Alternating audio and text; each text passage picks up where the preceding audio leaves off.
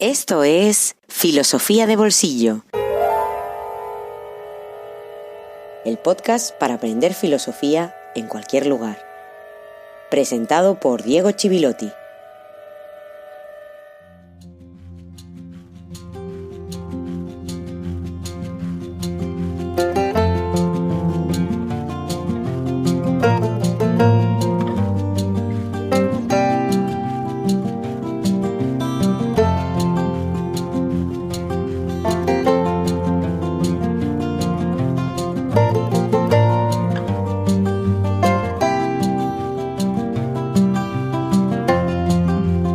Buenos días, buenas tardes, buenas noches y feliz jueves filosófico número 84.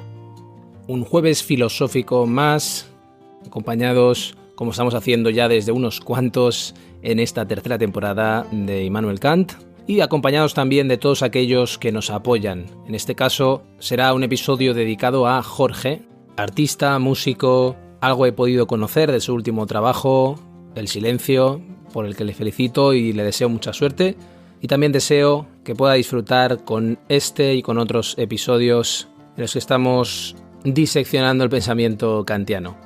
Por cierto, celebramos el pasado fin de semana el 12º ya sorteo de Filosofía de Bolsillo, en el que se sorteaban, como cada vez que lo hacemos, 3 libros, a escoger uno entre Ética y Responsabilidad, los cuentos de Hegel y el último libro del que hablamos, esa breve guía de la crítica de la razón pura. Ya sabes, si quieres acceder a estos sorteos, solo tienes que darte de alta en el Patreon de Filosofía de Bolsillo, también para poder acceder a episodios completos. Y poco más que añadir en este inicio de episodio para no demorar más nuestra entrada en el pensamiento de Kant, lo cual seguro que nos lo agradecen tanto los kantianos como los antikantianos. Unos para poder descubrir más cosas de su obra y de su pensamiento, y otros para poder por fin dejarlo atrás.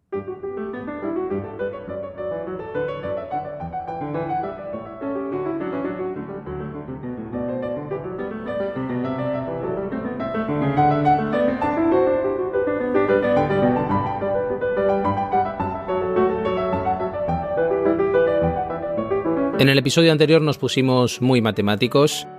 Analizamos por qué el lenguaje matemático es tan atractivo para la teoría del conocimiento kantiana, en base a esos juicios sintéticos a priori, que también nos condujeron a dilemas, a preguntas interesantes, a poner en relación las proposiciones matemáticas con las proposiciones teológicas. Hablamos también de los a priori puros, del modelo de ciencia en Newton y en Kant, y el papel de la razón y de la empiria, de la experiencia, en la observación de la realidad. Finalmente, lo que hicimos en el episodio anterior fue aplicar todo aquello que habíamos visto en los anteriores respecto a los juicios analíticos, sintéticos, a priori y a posteriori. Y finalmente hablar de física, de matemática, del ideal de ciencia, que es el tema central y el punto de partida casi de Kant en el contexto de su época. Terminamos viendo cómo las matemáticas necesitan de algo no empírico, necesitan de una intuición no empírica. Y finalmente hicimos referencia a que todo esto se basa en una concepción muy determinada del tiempo y del espacio. Por eso hoy vamos a hablar de ese tiempo y de ese espacio que está en el presupuesto filosófico fundamental de la obra kantiana. Hablar del tiempo y del espacio en Kant es también hacer una referencia, además de a Newton, a la geometría euclidiana. Kant tiene en mente tanto los principios matemáticos de la filosofía natural de Newton como el libro de los elementos de Euclides, el gran matemático de la antigüedad. Hay una cosmología incluso indisociable de su teoría del conocimiento como punto de partida en sus nociones de espacio y tiempo. Kant está convencido de que lo que describe Euclides en los elementos es el espacio que enmarca los fenómenos y la percepción que tenemos de ellos. Es la forma a priori, por lo que tenemos representaciones empíricas. ¿Qué es el espacio euclidiano? De entrada, es una intuición, pero no es una intuición empírica. No es una intuición como la que tienes de un árbol, un coche o una hoja de papel, después de haber observado muchos árboles, coches y hojas de papel. No percibes todos esos objetos y el espacio, sino que percibes todos esos objetos en el espacio. Por lo tanto, es una intuición innata, imprescindible para percibir, como el tiempo también lo es, aunque ésta sea una intuición interna. Es una intuición no empírica, porque no la recibimos a través de los sentidos. Intenta pensar un mundo sin árboles. ¿Ya lo has hecho? Ahora intenta pensar un mundo sin espacio. Exacto. El espacio es aquello que queda tras la abstracción de los sentidos. Por eso, el espacio, como el tiempo, es una intuición trascendental. Y tienes intuiciones empíricas gracias a que tienes una intuición trascendental, que es la condición de posibilidad de la experiencia. Tenemos un concepto del espacio, pero también una intuición, una percepción intuitiva. Y esta intuición es condición de posibilidad de las intuiciones empíricas.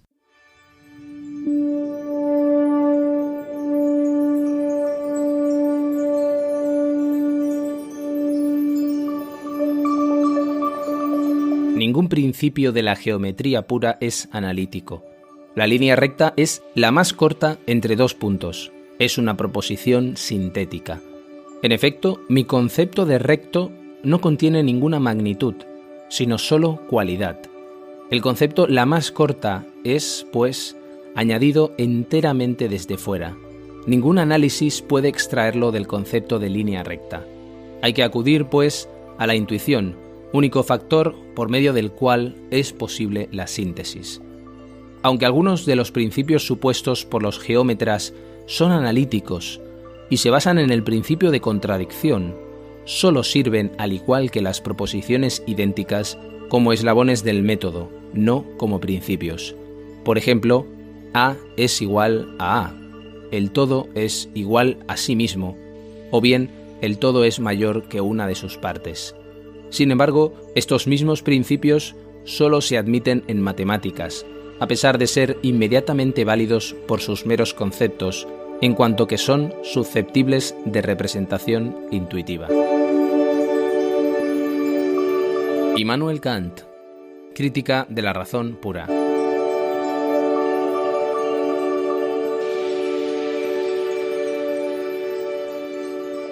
Todo esto nos remite a principios elementales, y en esto hay que diferenciar entre axiomas y postulados. Los axiomas son triángulos, círculos, son definiciones, es decir, proposiciones universales que tienen la legitimidad de la evidencia. Son evidentes por sí mismos, no se pueden negar, son la condición de posibilidad del pensamiento. Y los postulados son todas las reglas lógicas, proposiciones que, si las aceptas, debes extraer todas las consecuencias para mantenerlas. Y en la geometría euclidiana hay postulados que se han tomado como axiomas. En las intuiciones que tenemos, particulares, cotidianas, la intuición euclidiana funciona, pero sabemos que en el cosmos no es así. Y en la física, el soporte del juicio puede ser empírico y trata de objetos no a priori, pero lo hace con la legitimidad del a priori matemático. Es decir, que hace juicios a priori sobre conceptos empíricos. En un apartado que añade en la segunda edición de la Crítica de la razón pura, Kant explica que todas las ciencias de la razón hacen juicios sintéticos a priori. Lo que está explicando Kant es que hay conceptos no empíricos que son condición de posibilidad de los empíricos. ¿Cómo percibes el espacio como tal, en tanto que espacio? ¿Qué es el espacio? El espacio no depende de las percepciones de los sentidos. El espacio es condición de posibilidad de la intuición empírica, de la experiencia. Por eso la ausencia de espacio es la ausencia de determinación, de logos, de pensamiento. Necesitamos conceptos a priori de la experiencia.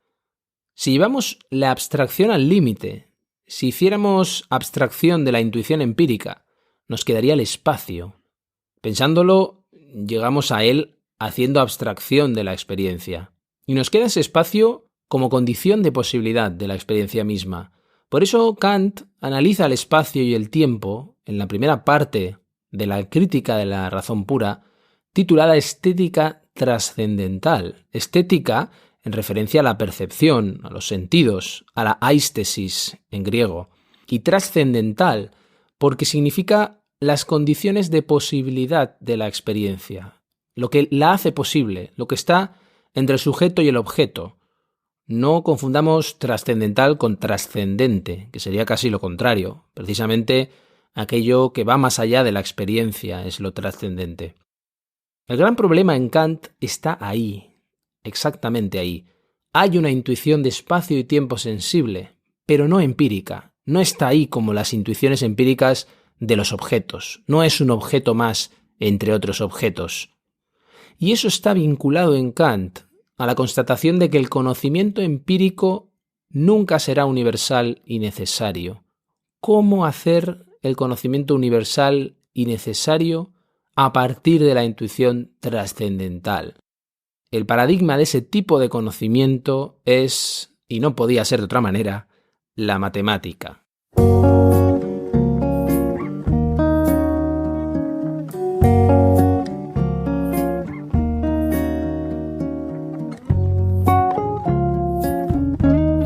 Un libro en el bolsillo.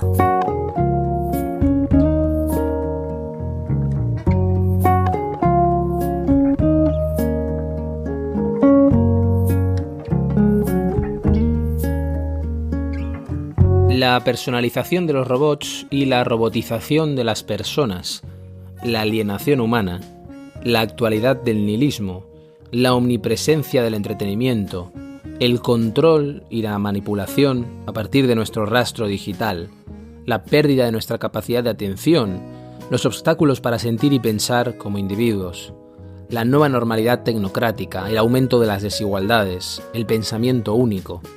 De todo esto habla Pandemia y Posverdad, la vida, la conciencia y la cuarta revolución industrial, editado por Fragmenta. ¿Y dónde queda la pandemia?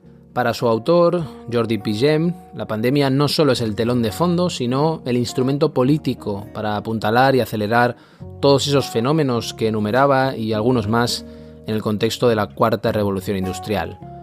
Pigem es un filósofo especialista en el pensamiento de Raymond Panicart. Sus líneas de investigación giran en torno a la filosofía de la ciencia y este ensayo representa en cierto modo una continuidad respecto a otras obras anteriores como Ángeles o Robots del 2018 o Inteligencia Vital anterior del 2016, donde analiza las contradicciones de nuestras sociedades y reivindica aspectos olvidados o perdidos.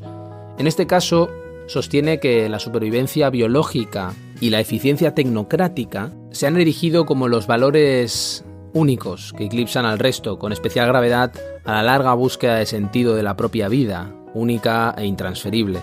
Su punto de partida es una lectura comparativa de las distopías imaginadas por George Orwell, 1984, y Aldous Huxley en Un Mundo Feliz, analizando la vigilancia y el castigo en Orwell y el entretenimiento en Huxley. Una vida centrada en el entretenimiento y la distracción es el aspecto que Pigem subraya de la novela de Huxley, con referencias también a David Foster Wallace y La broma infinita, una novela que es una auténtica locura, os invito a conocerla si no la conocéis, multiplicada hoy gracias a las grandes posibilidades de los medios digitales. El deterioro de la concentración en la memoria es una de sus consecuencias. Pero ¿por qué el entretenimiento es un obstáculo tan decisivo y tiene tantas implicaciones políticas? Pigem responde: porque nuestra mente es la arena última en que se dirimen batallas cruciales. La lectura comparativa no acaba aquí, porque entra en juego un tercer texto, en este caso de no ficción, actual y con resonancias de los anteriores, que le permite a Pigem vincular Orwell y Huxley a la pandemia.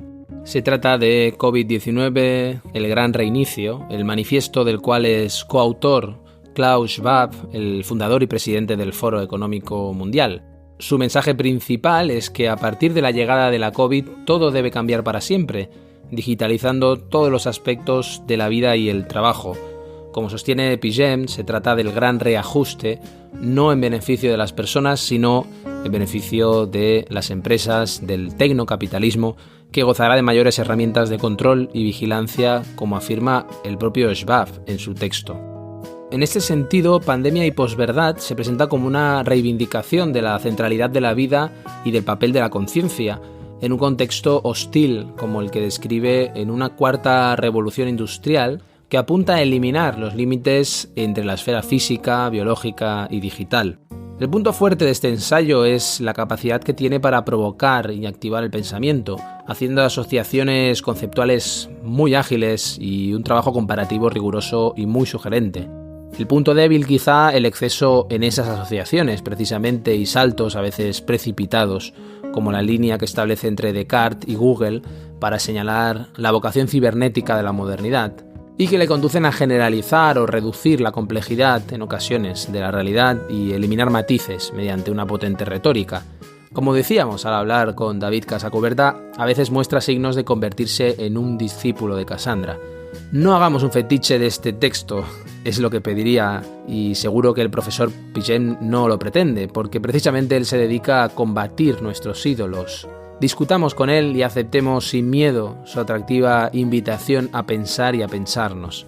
Y lo digo porque varias cosas me resultan preocupantes en torno a la publicación de este libro. En primer lugar, tuvo cierta repercusión hace unas semanas porque su autor pudo explicar esta posición en horario de máxima audiencia y en la televisión pública. Una lectura que no había tenido presencia antes ni la ha vuelto a tener, que yo sepa, de un autor cuyo libro se acaba de editar y ha tenido ya 4 reimpresiones, como si de golpe en el corazón de lo que creíamos democracias liberales tuviéramos que leerlo y compartirlo en silencio casi. Frente a eso se abre el peligro de un discurso homogéneo y omnipresente que no permite preguntas, grietas, rendijas ni disidencias, o las permite solo en pequeñas y controladas dosis, y más peligroso aún, que se presenta como neutral.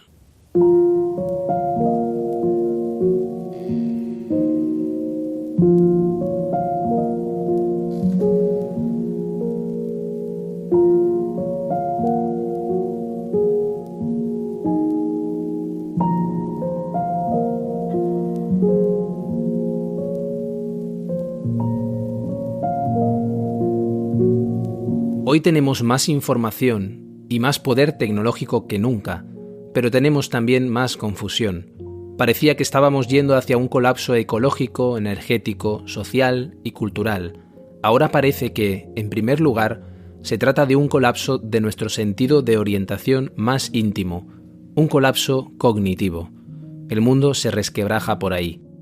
Los 2 objetivos declarados del Estado orwelliano son conquistar el mundo y extinguir de una vez por todas la posibilidad del pensamiento independiente. Para ello se corrompe el significado de las palabras, deliberadamente se siembra confusión y se intenta, al fin y al cabo, extinguir el pensamiento. Los vientos de pensamiento único que han empezado a soplar con la COVID van en dirección a esa ortodoxia que significa no pensar. Si el ser humano deja de ser un ser que piensa, capaz de comprender y de decir cosas con sentido, queda reducido a un simple engranaje del sistema tecnocapitalista. Se hunde en el mundo sin alma, sin interioridad, sin sentimientos, sin conciencia, propio de las máquinas. Un mundo en el que solo cuenta la eficiencia.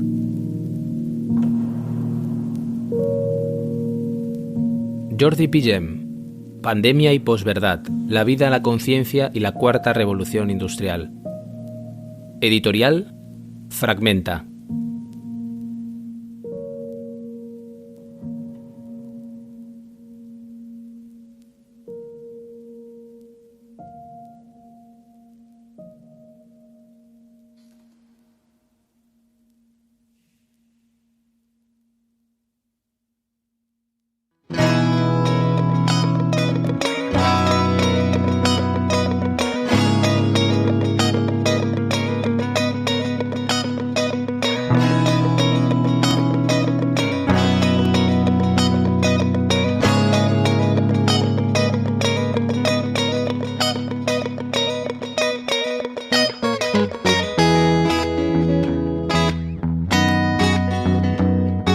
Filosofía de Bolsillo existe gracias a ti. Hazte mecenas y accede a todos los contenidos en patreon.com/filosofía de bolsillo.